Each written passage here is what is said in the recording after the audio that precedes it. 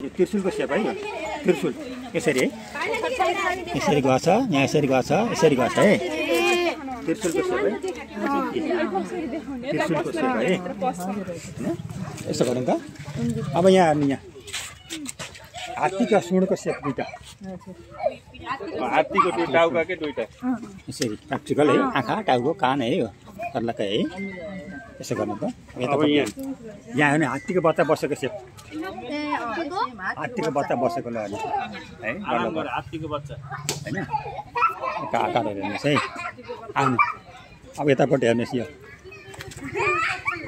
अब यहाँ हेर्नुहोस् है सबैले हेर्नु है यो हामीले शिवलिङ्ग जहाँ हामीले दुध चढाइन्छ जल चढाइन्छ होइन यो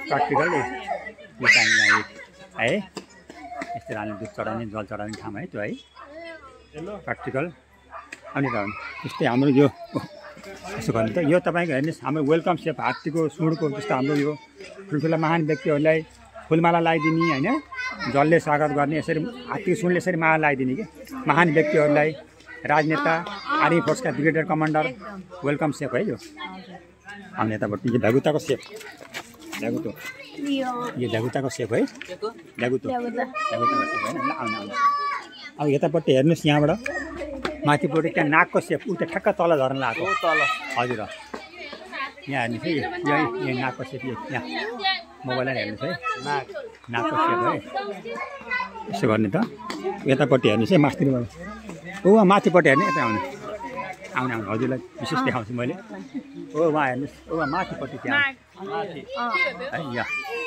कहाँ हो यहाँदेखि यहाँ ठ्याक्कै भित्र पस्नु लाग्यो नाकभित्र जानु लाग्यो होइन आउनु आउने यता आउनु आउनु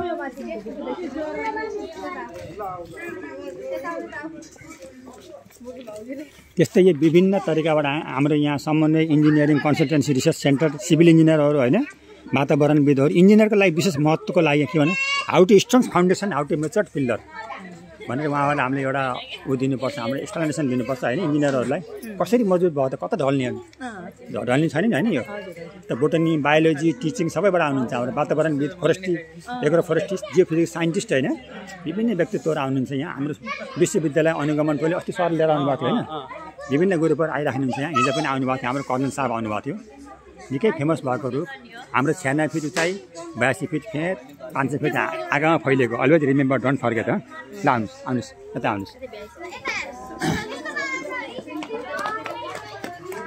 अब यहाँ हेर्नुहोस् यो आँगरेको कछुवाको सेप आँगरेको कछुवा दुईतिर आँखा छ यता पनि आँखा छ यसको है आँगरेको कछुवाको सेप है अब यहाँ हेर्नुहोस् तपाईँको गाईको खुर है गाईको खुरको सेप यता आउनु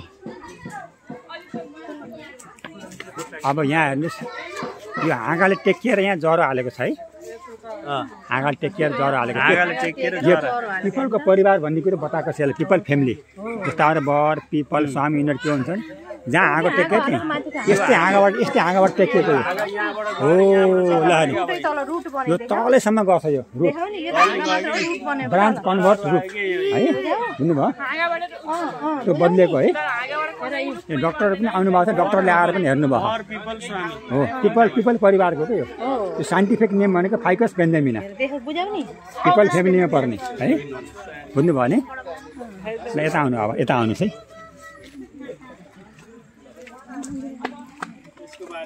अब मैले यहाँ रुखको सर्लक्क मैले रुखलाई मात्रै फोकस गरेँ है हाम्रो यही रुखको यो चित्र सेप हो यो होइन हामीले सेपहरू आकार हेऱ्यौँ त्यो होइन त्यो छुटफुट भयो होला त्यसलाई फेरि हेरौँला यो हाम्रो 96 फिट बोर्डिङको पनि तिम्रो बोर्डिङ परेको छ होइन 96 फिट हाइट 82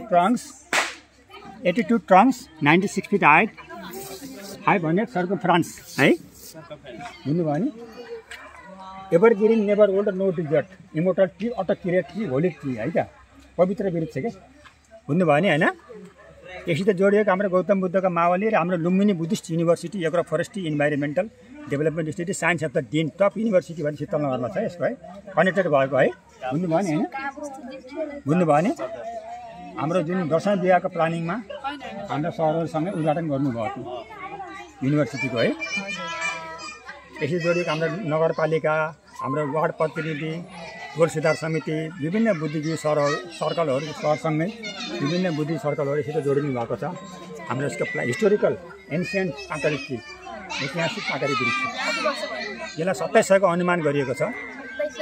गौतम बुद्धले बाल्यकालमा ध्यान गरेको है, जसलाई अवलोकन गर्न हाम्रो बोटनी, बायोलोजी, टिचिङ, वातावरणविद सबै एजुकेसनल टुरहरू हाम्रो होराइजनबाट 200 जना आउनुभएको थियो।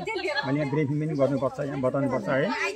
ल हेर्नुहोस्, यहाँ हाम्रो यो थ्योरिकल वर्डहरू पनि लेखेको छ, यहाँ केही कुराहरू हाम्रो यहाँ बोर्ड छ। यो बोर्ड भनेको तपाईँको रामग्राममा, लुम्बिनीमा, गौतम बुद्धको मावलीमा र यहाँ हाम्रो एकदम मोस्ट इम्पोर्टेन्ट प्रिकसली पोइन्ट हाम्रो सर्टिफाइड गरेको हाम्रो बोर्ड हैन। यो बोर्ड नेपाल सरकारले जहीँ तहीँ यो बोर्ड राख्न पाइँदैन, एलाउड हुँदैन, यो प्रमाणित गरेको बोर्ड हो हैन। बुझ्नुभयो नि?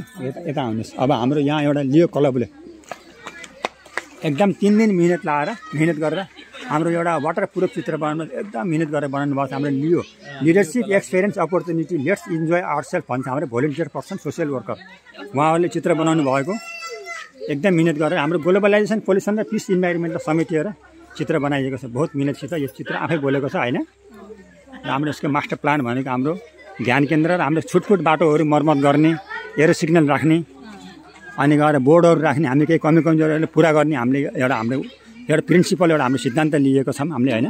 डाइरेक्ट सरकारलाई दोष दिनु हुँदैन, हामी आफै मिहिनेत गर्ने हो। हजुरले के भन्न चाहनुहुन्छ कि सर यसको लागि? एकदम म यही भएर पनि यति धेरै यो वृक्षको बारेमा हरेक कुना-कुनामा रहेर मैले अध्ययन गरेको थिएँ हैन। हजुर हजुर। आउने पर्यटकहरूलाई राष्ट्रिय र अन्तर्राष्ट्रिय स्तरका पर्यटकहरू, शिक्षक सरहरू थुप्रैलाई यहाँ ल्याएर भिजिट गराइयो। हजुर हजुर। आज तपाईँले एकदम धेरै मसिनरी बताइदिनु भयो, यसको लागि तपाईँलाई धेरै धेरै धन्यवाद छ। आज यहाँ सायद यो भिजिट गर्ने बेला सिजन भएर पनि होला सुरु भएको।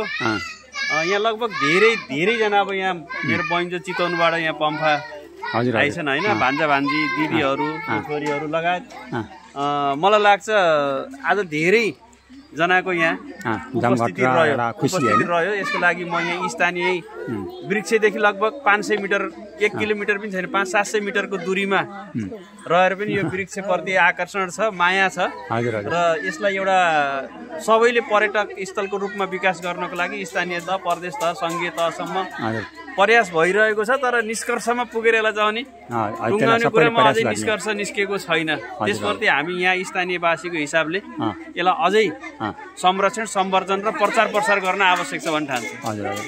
मैले दिने पनि कम्युनिकेसनमा केही कमी कमजोरी तपाईँले एकदम पूर्ण रूपमा दिनुभएको छ। यसको लागि म लगायत यहाँ आउने यही किसिमले अरूलाई पनि गर्नुभएको छ भने यहाँ आउने जो कोही पनि एकदम सन्तुष्ट भएर जान्छन्। मैले त्यस्तो धन्यवाद सर। हजुर हजुरले केही भन्न चाहनुहुन्छ? केही छैन, सबै दाइले अनि हजुरले केही भन्न चाहनुहुन्छ यसको बारेमा? पहिला सानोमा आएको आउँदा धेरै परिवर्तन भयो, 4-5 वर्षमा आउँदा अझै हुन्छ, बिस्तारै हुन्छ, सबै एकैचोटि हुँदैन हैन। त्यसलाई धेरै धेरै नजिक गर्नु सबै अन्तर्गत व्यवस्थित भयो। धन्यवाद।